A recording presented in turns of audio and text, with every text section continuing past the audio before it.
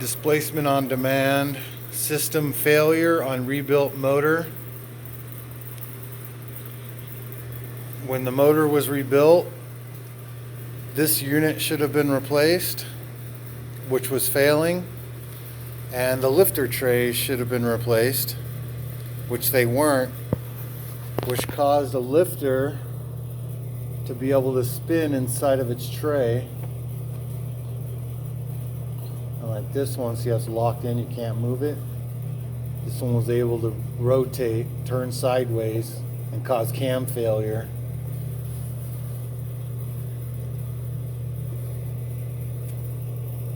All the other ones were fine, but that tray failed. It should have been replaced during an engine rebuild.